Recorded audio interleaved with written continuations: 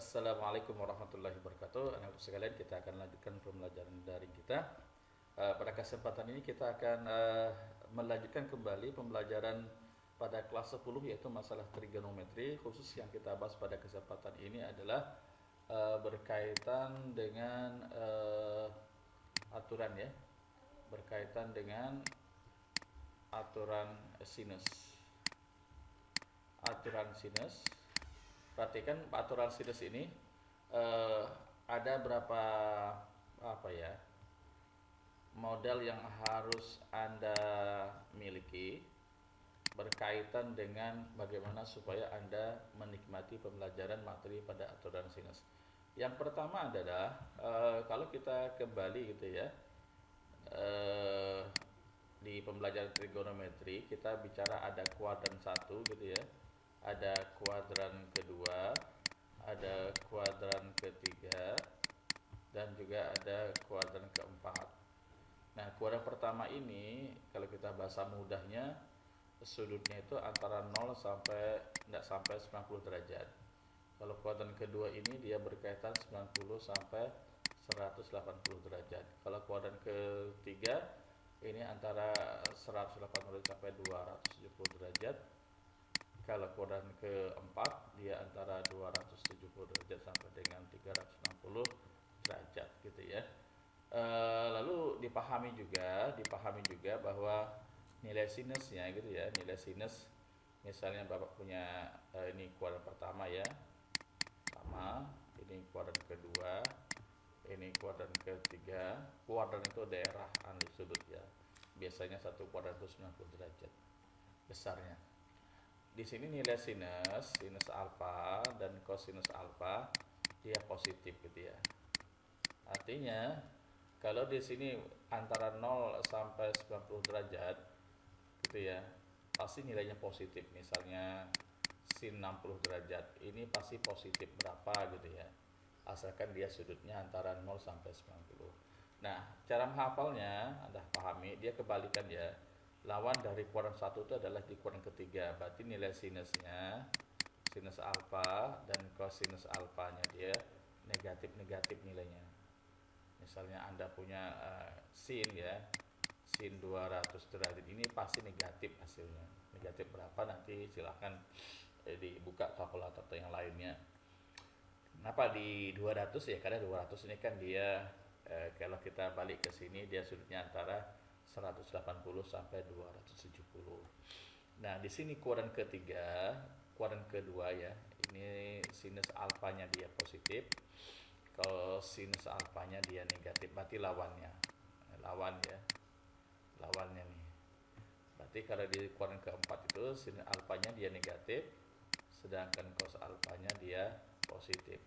Berarti sebenarnya Anda cukup memahami atau hafal itu adalah posisi nilainya sinus di kuadran 1 dia lawannya di 3. Anda cukup hafal ini saja gitu ya. Dua perkara ini saja, bahwa sinus kosinus di kuadran 1 asalkan sudutnya antara 0 90 dia hasilnya pasti positif.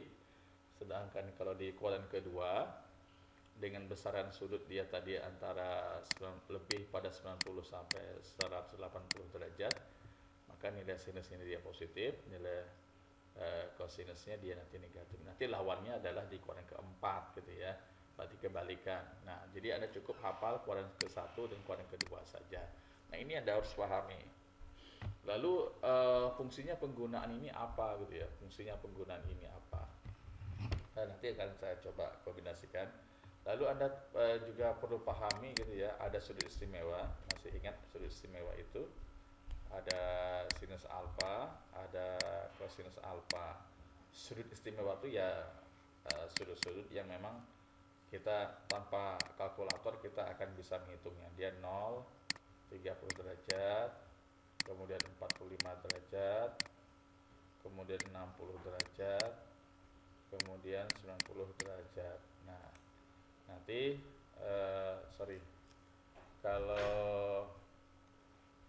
kalau anunya ini sudutnya ya, ini sudutnya ini alfanya, sini sinusnya, maka pola menghafalnya seperti ini: 0, 1, 0 ya setengah, setengah akar 2 setengah akar 3 1. Nah, sedangkan kalau cosnya, cos alfanya dia adalah kebalikan gitu ya, kebalikan. Dia kebalikan. Berarti dia 1 setengah akar 3 setengah akar 2 kemudian setengah kemudian 0. Nah, ini harus Anda pahami ya. Ini materi prasyarat di kelas 10 sudah kita pelajari ini. Ini nanti betul-betul menjadi perkara yang sangat penting dalam membahas masalah ini gitu ya. Berarti ini harus paham, ini juga Anda paham letaknya nih. Ini gunanya rumus ini gimana? Gunanya rumus ini seperti ini. Misalnya saya tunjukkan ya. Misalnya sinus 120 derajat. Nah, misalnya Anda tidak boleh pakai kalkulator. Kalau kalkulator kan enak ya. Sin 120 langsung dia muncul angka. Tapi kalau tidak muncul ya gimana caranya? Anda cuma mengandalkan sudut istimewa ini saja dari 0 sampai 90 kan caranya. Caranya di sini. Anda rubah dulu gitu ya. Anda rubah dulu sin 20 ini kuadran keberapa dia? Kuadran di antara terletak di kuadran keberapa? Oh, kuadran kedua gitu ya. Kalau kuadran pertama itu berarti berapa? Nah, berarti ini kita harus dikurangi ya. Dia maksimal 180 dikurangi berapa? Biar 120. Berarti dia adalah sinus 60. Nah, setelah itu nanti Anda buka lagi pelajaran di kelas 10. Nah, berarti ini nilai sin di kuadran kedua, sin di kuadran kedua apa? Positif ya, pasti positif di sini. Tidak usah ditulis kalau positif. Maka ini akan turun sin 60. Jadi sebenarnya sin 120 derajat itu, nah sehingga nanti kita bisa menggunakan sudut istimewa sin 60. Cari sudut 60, sin 60 berarti setengah akar 3. Setengah akar 3. Nah, ternyata sin 120 itu sebenarnya sudut istimewa itu adalah sama saja sin 60. Silahkan Anda buka catatan Anda kembali lagi di kelas 10 ya, sudah kita pelajari kemarin itu. Bagaimana merubah sudut yang seolah-olah tidak sudut istimewa tetapi dia sebenarnya sudut istimewa. Jadi angka-angka yang dimainkan itu tidak sembarang gitu ya. Jadi angka-angka yang nanti sebenarnya turunan dari sudut istimewa itu. Sehingga kalau di ujian nanti ya menggunakan sudut-sudut istimewa ini yang Anda harus hafal gitu ya. Misalnya lagi saya punya misalnya cos, nah, misalnya ya cos 240. Nah, gimana caranya? Cos 240 ini Anda harus cari kuadran berapa dia. Dia berarti di antara ini, berarti dia di kuadran ketiga. Nah, berarti nilainya apa kuadran ketiga itu nanti kalau cos? Dia negatif, berarti negatif di sini. Cos. Kuadran ketiga itu dia maksimal berapa? 270 atau 180 plus gitu ya. Berarti Anda harus memainkan 240 ini 180 tambah berapa biar menjadi 240. Berarti 240 dikurangi 180. Berarti berapa dia? Sama saja dengan 60 kan? Berarti dia sama min cos 60. Sekarang cos 60 kan sudah istimewa nih, cos 60 nih, cos 60 setengah, berarti sama saja dengan min setengah nilainya. Kalau Anda langsung dari sini Anda pakai kalkulator juga nanti hasilnya, tetapi dia berupa desimal 0, min 0,5 sama saja gitu ya. Nah, ini pelajaran yang sudah kita pelajari di kelas 10. Ini akan menjadi dasar untuk pembelajaran ke berikutnya. Silahkan dipelajari ulang gitu ya. Kita lanjut ke aturan sinus ya. Saya hapus. Aturan sinus. Kita sudah mulai masuk aturan sinus. Aturan sinus itu suatu aturan rumus ya yang terdapat dalam segitiga sembarang ataupun segitiga siku-siku. Jadi Anda saya punya segitiga sembarang.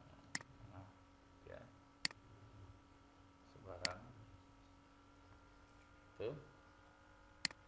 Ini adalah A, ini adalah B, sisi A, ini. Maka Anda harus pahami, ini misalnya sudut A, sudut beta itu adalah ini sudut beta, ini sudut alfa apa? Sudut gamma misalnya gitu ya.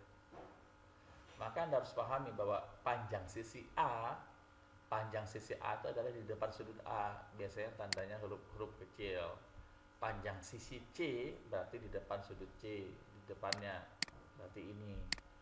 Panjang sisi B berarti di depan B, berarti ini B. Maka yang dimaksud dengan aturan sinus adalah dia membandingkan antara sisi dan sudutnya.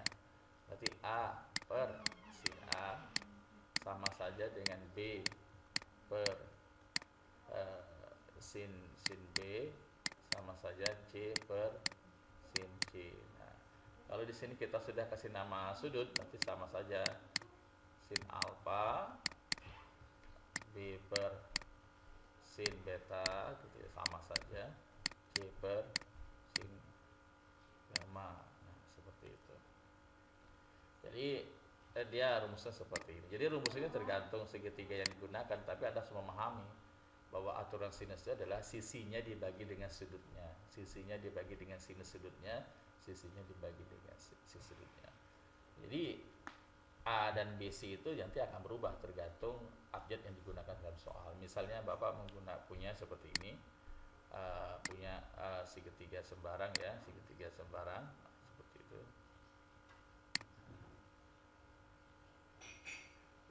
Ini misalnya katakanlah kita kasih nama F gitu ya. Ini G, ini H. Sudut panjang sisi H berarti di sini huruf kecil biasanya. Ini G, ini F. Maka nanti rumusnya, aturan sinusnya adalah sisi F dibagi dengan sinus F besar. Itu sama dengan sisi G dibagi dengan sinus G, sama saja sisi H dibagi dengan sinus H, sin H. Nah, seperti itu. Jadi Anda harus bisa di sini merekayasa rumus itu. Tapi konsepnya adalah sisi dibagi sinusnya, sisi dibagi sinusnya. Jadi ABC ini bisa berubah-ubah, bisa FGH, bisa FGZ dan seterusnya. Asalkan Anda paham saja gitu ya. Jadi targetnya Anda harus bisa membuat rumus melalui konsepnya bahwa aturan sinusnya adalah sisinya dibagi dengan sinus sudut A-nya atau sinus sudutnya dan seterusnya. Oke. Ini saja, nanti kita lanjutkan ke contoh ya. Jadi Anda harus bisa merekayasa rumusnya ini. Ketika nanti huruf-hurufnya seperti ini ya akan dirubah. Anda bisa memformasikan rumusnya ya, berarti rumusnya seperti ini. Kita lanjut. Saya hapus ya.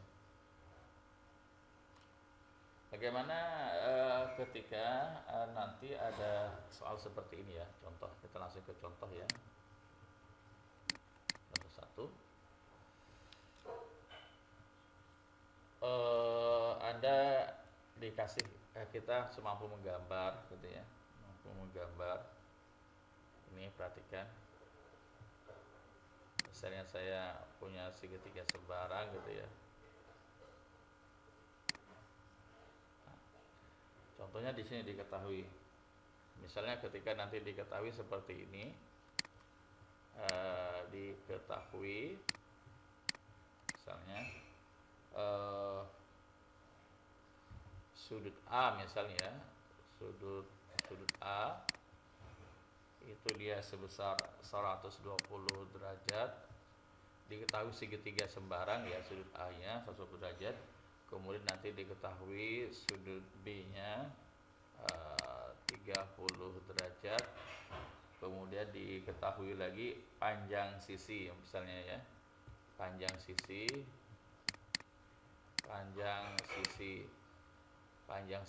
A.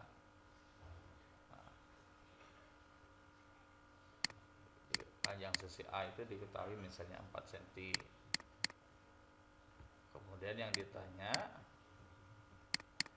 ditanya itu apa namanya?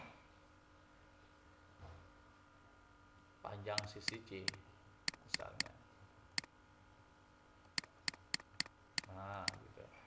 Anda dari kalimat seperti ini Anda harus bisa merubah ke dalam gambar. Berarti ada gambar sembarang saja, gambar sembarang segitiga, lalu Anda kasih nama suka-suka Anda. Yang jelas di sini kan pasti namanya ada A B C gitu ya. Ada A B C. Berarti sini sembarang saja saya taruh A, ini B, ini C. Nah, kemudian dari diketahui ini kita akan rubah ke dalam sebuah gambar. Sudut A-nya berarti 120 derajat, berarti di sini 120 derajat. Sudut B-nya 30 derajat, berarti ini maksudnya. Kemudian sisi A, nah Anda harus paham sisi A itu berarti panjang sisi A itu adalah di depan sudutnya. Nih, berarti di sini. Ini 4 cm. Nah, sekarang yang ditanya itu apa? Yang ditanya itu adalah panjang sisi C, berarti di depan C, berarti ini yang ditanya, C kecil ya. Nah, dari sini setelah Anda bisa merubah dari soal berupa kalimat seperti ini, merubah ke gambar, Anda harus bisa memformulasikan rumus. Nah, rumusnya apa? Anda perhatikan aja angka-angka di sini. Ada A, B, C, berarti dia panjang sisi A per sin A, gitu ya. Panjang sisi B per sudut B, panjang sisi C per sudut C. Nah, sekarang ada 3 rumus sama dengan yang mana dipakai? Yang dipakai cuma 2 gitu ya. Yang diketahui dan yang ditanya gitu. Coba kita yang diketahui yang mana? Yang diketahui A, berarti kita akan pakai ini ya. Ini dan mana lagi? Ini yang diketahui, nah ya. Yang ditanya apa? C, berarti ini yang ditanya. Ini yang ditanya. Berarti sehingga rumus yang digunakan itu adalah A per sin A sama dengan C per sin C. Nah, ini dipakai. Sekarang A-nya ada, B-nya ada. Sekarang sudut C-nya berapa? Ya, sudut C-nya ini. Sudut C-nya kan bisa dicari ya. Karena dia jumlah sudut dalam segitiga itu kan kalau ketiga sudutnya dijumlahkan kan dia 180 derajat. Ini ada berapa ini? Ada 120. 120 yang sudah ada ini berapa nih? Berarti kan logikanya sudut C itu berarti kan 180 dikurangi berapa? Dikurangi 120 ditambah, nah kan gitu ya. Berarti 180 dikurangi ini sudah 150 derajat, berarti 30 derajat. Berarti sisanya ini biar Anda bisa saja kalau tidak sepakat dengan hitungan saya ini, Anda gunakan mencari sisa sudutnya ini. Berarti semua sudut segitiga ini kalau sisinya kalau ditambahkan sudutnya kan 180, berarti 180 kurang 120 itu 100 berapa? 160 ya. 180 itu dikurangi 120 menjadi 60, kemudian 60 dikurangi 30 dia adalah 30. Jadi di sininya ketahuan dia di sininya 30 derajat. Dah, tinggal kita masukkan saja ke sini ya. Berarti berapa? A-nya berapa? Apa yang sisi A 4. Nah, sin A-nya berapa? Sin A-nya 120. C-nya berapa? Nah, C-nya dia berarti yang dicari. Sin C-nya berapa? Sin 30 derajat. Nah, dihitung. Saya hapus ya.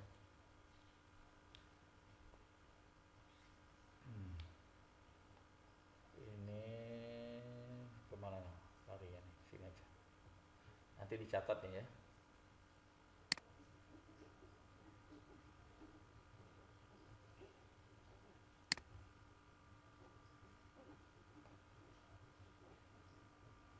Oke.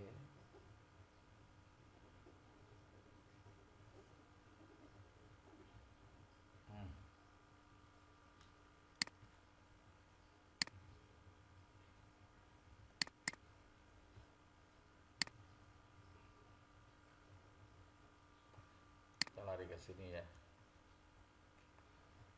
Nah, 4 per sin 120 berapa? C per sin 30. Sin 120 ini dia sebenarnya berapa tuh? Tadi kan sudah kita bahas ya. kita bahas, saya ulangi lagi. Berarti sin 120 kan bukan seolah-olah bukan unsur istimewa. Dia 120 ini berada di kuadran kedua. Nama lain di kuadran kedua itu adalah 180 dikurang. Kurang berapa biar 120? Berarti kurangi 60. Berarti nilai sin di kuadran kedua positif ya. Sin 60. Nah, sin 60 itu berapa tadi di sudut istimewa? Setengah akar 3. Nah, berarti di sini 4 per setengah akar 3 C sin 30. Sin 30 berapa?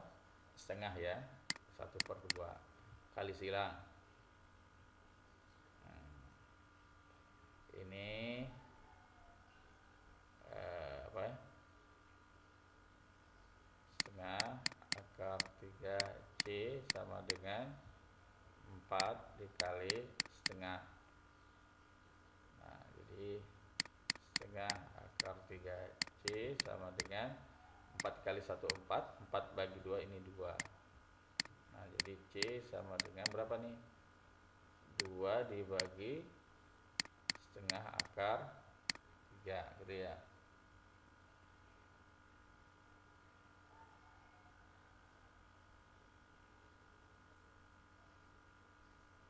Nah, ini sama dengan naik ke atas nih. Kemana lagi nih larinya? Kita lari ke sini. Nah, perhatikan baik-baik. Berarti ini 2 kali 2 jadi 4.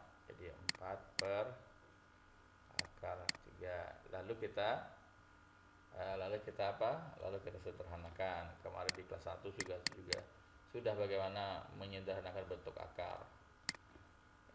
4 akar 3 dikalikan akar 3 kalikan akar 3. Maka ini akan menjadi atas kali atas, berarti 4 akar 3. Akar 3 kali akar 3 itu kan akar 9. Akar 9 itu kan sama dengan 3.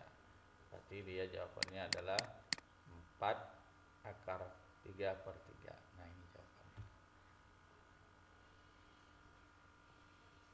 Oke ya. Kemudian kita lanjut lagi ke pembahasan berikutnya. Contoh kedua,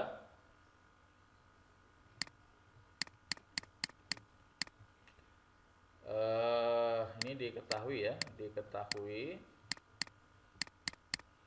nama segitiganya adalah JKL, J-nya besar, K-nya besar, L-nya besar. Kemudian sinus L ada angkanya biar memudahkan Anda dihitung nanti. Kemudian JK-nya dia 5 cm. Yang ditanya itu adalah KL-nya berapa cm. Nah, dari sini Anda harus merubah nih ke bentuk gambar. Tekniknya Anda gambar saja sembarang segitiga sembarang gitu ya. Segitiga sembarang. Setelah Anda gambar segitiga sembarang, lalu Anda formasikan rumusnya. Nanti namanya apa? Ada JKL, berarti namanya JKL, diurut saja, terserah Anda saja mau J-nya di mana saja. J-nya di sini JKL. Lalu diketahui apa? JK-nya 5 cm. JK ini JK ya. JK ini berarti sama saja dengan panjang L gitu ya. Dia 5 cm.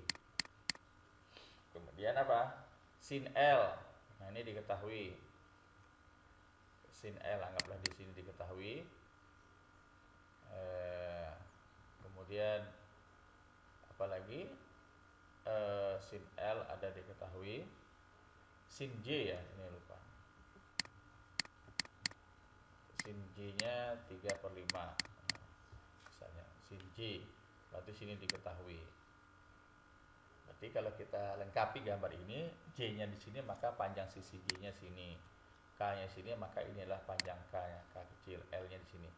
Berarti yang ditanya itu KL gitu. Kalau yang ditanya KL itu sama saja apa? KL. KL berarti sama dengan panjang J. Berarti rumus yang kita pakai apa? Yang diketahui apa? Ini ya. J dengan J. Berarti rumus yang digunakan nantinya J kecil per sin J besar Kemudian yang diketahui apa lagi? L berarti yang kita pakai. L K tidak kita gunakan.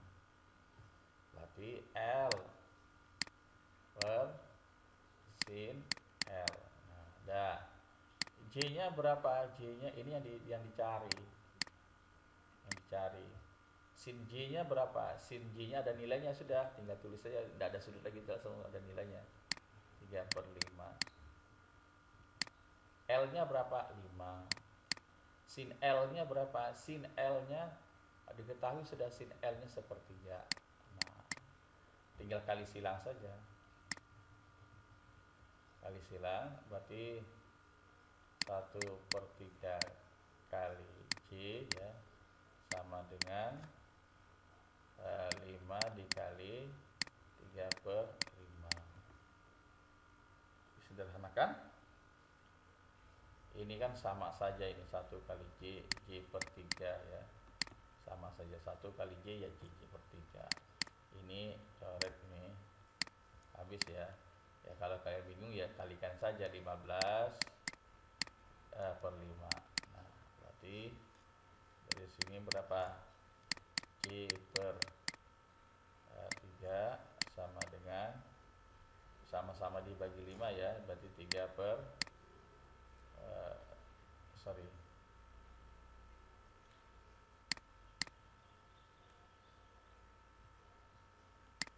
sama-sama dibagi 5 nih, bagi 5 sisa 1. Ini 15 dibagi 5 sisa 3. Kali silang ya. Berarti 1 kali J sama dengan 3 kali 3 sama dengan 9. Jadi J-nya ya 9 atau 9/1 ya sama saja dengan 9. Jadi dia adalah J-nya sebesar 9 cm. Iya. Berarti di sini akhirnya diketahui sebesar 9 cm. Untuk ya contoh yang ketiga silakan dipelajari saja, insyaallah sederhana saja pembahasannya. Mudah-mudahan bermanfaat. Assalamualaikum warahmatullahi wabarakatuh.